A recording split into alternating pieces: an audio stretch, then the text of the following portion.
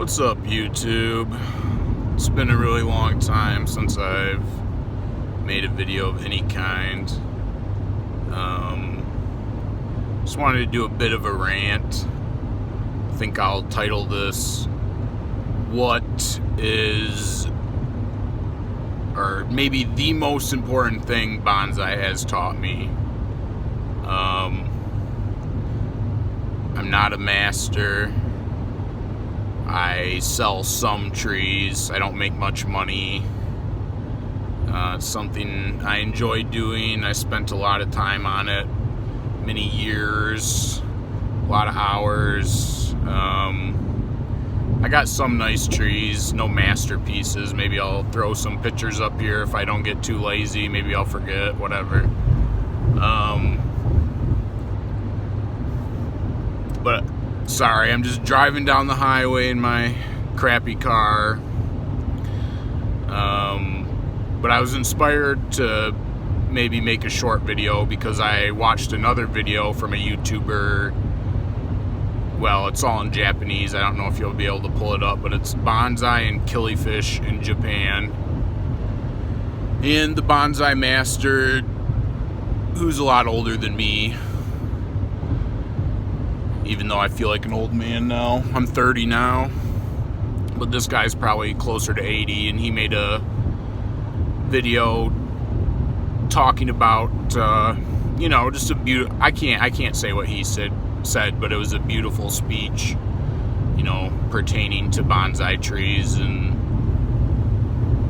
how life is hard sometimes, but there's always going to be a blossom, no matter how hard your life is, there's going to be a good day where, springtime, the trees wake up, new growth, new opportunities, So anyways, that made me think about what is the most important thing that bonsai has taught me, and I would say that the most important thing bonsai has taught me that I can... sorry if my ear looks weird too, by the way. I got stung by a wasp working outside yesterday. The most important thing I think bonsai has taught me that can help normal, everyday, average people, especially Western people, I think, is that you don't need chemicals in your house. You just don't need chemicals in your house. And I'm sure they use chemicals in Asian countries too. In fact, I know they do. They use a lot of them. But just as far as like horticulture, here, I'll give you the easiest example. I see lots of people who use herbicide, like Roundup, like weed spray to kill weeds. Even though it's been proven many times to cause cancer, and it's so proven, in fact, that you can basically just take them to court if you have cancer and win. So you don't need Roundup spray, and the reason you don't need Roundup spray is that you can just bend over and pull the weed out. It takes, it takes the exact same amount of time. It takes more physical exertion, but in the end, you're not exposing yourself to potentially hazardous chemicals, so it's a better idea. And that applies to everything, really. You don't need wasp spray. You don't need bug spray. You don't need that stuff. You can use natural oils. You could use, like, on your body. I mean, you can't take a hive down with oils. You need to use a shop vac or a broom or something. And the list goes on, really. Fertilizers. You don't need Miracle Grow. You don't need really any chemical in your entire house, and it's kind of wild. The more in tune with nature and with natural medicine you get, if you go that route, you'll find out that I'm right. You don't need You don't really need any chemical in your life. You really don't. And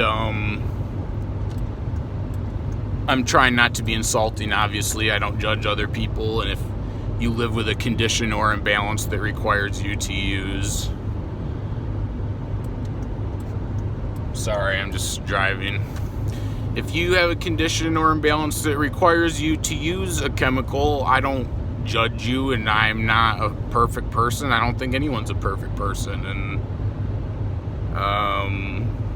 I've had a lot of really beautiful experiences in life, and I've had a lot of really bad things happen to me. And I think that's why I enjoy nature so much. I enjoy the peace that I find from working with trees, and I grow hundreds of trees, and that's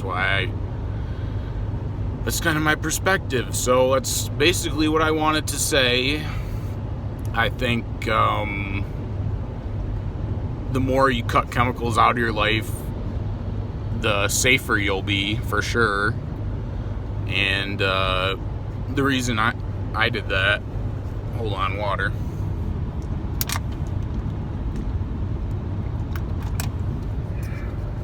The reason I did that is because just research. I don't think it's naturally an American fault or problem, but it is definitely a thing I noticed in America, is that especially the older you get, you're gonna think that Americans have the only right way of doing things, or that the Western world has the only right way of doing things. And it's racist. People look down on people that aren't like themselves, and they think, well, what do they know, Well, sometimes they know a lot more than you, that's what they know. They know more than you. And horticulturally speaking, yeah, America's not the most advanced country, and I know you don't want to hear that, but it's a fact. So... yeah, I mean, what have I learned? What has it taught me? You don't need all that stuff. You don't need chemicals. If there's a weed in your driveway, don't spray it. Just bend down and rip it out. It takes you 2 seconds. I think the only chemicals I have in my house are probably for cleaning. Maybe like a bottle of bleach or something, which you don't even really need. And good soap doesn't have a lot of bad stuff in it.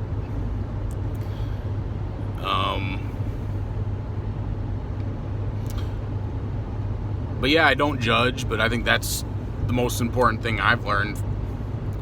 You just don't need all that stuff.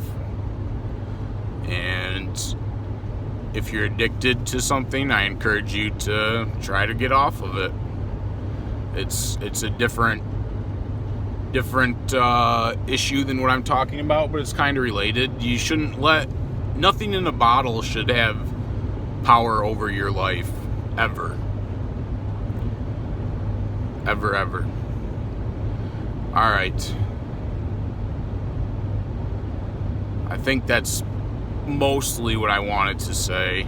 Sorry for the rambling, it's kind of all over the place. Oh no, I was saying, why did I get off using chemicals? Because if you're growing hundreds of trees, obviously you're going to use chemicals. Why did I stop? Research. You research and you find out that that's not the best way of doing things. Plants don't grow off salts. They grow off natural fertilizers, basically. Living components in the soil are going to make the plants healthier than artificial fertilizers ever can. And that's just a fact. And as far as pesticides and fungicides, if you have, little kids or old people running around, or even just yourself, if you don't want to expose yourself to a harmful chemical over and over and over and over and over again, it adds up. So, researching how they grow bonsai in Japan, it's very simple, but it's very alien to what you're probably taught in America or Europe or Australia or any Western country. It's very different. They don't put Miracle-Gro in the soil. They use a granular soil, and they put the natural fertilizers on top, and it works its way in.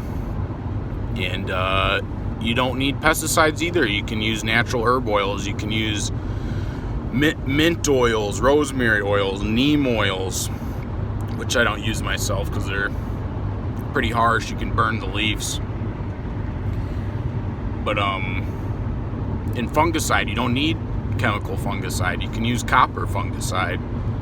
It's literally just a copper spray, and although you wouldn't want to eat it, it's a lot healthier for the people that are exposed to it than traditional chemicals. So you use more. When you do everything organically, you end up using more. Not more money, just more product and more elbow grease. And yeah, but it's worth it. So, sorry for the long video. Sorry for being so ugly. Have a blessed day. Stay up. And peace, love, and happiness. Bye-bye.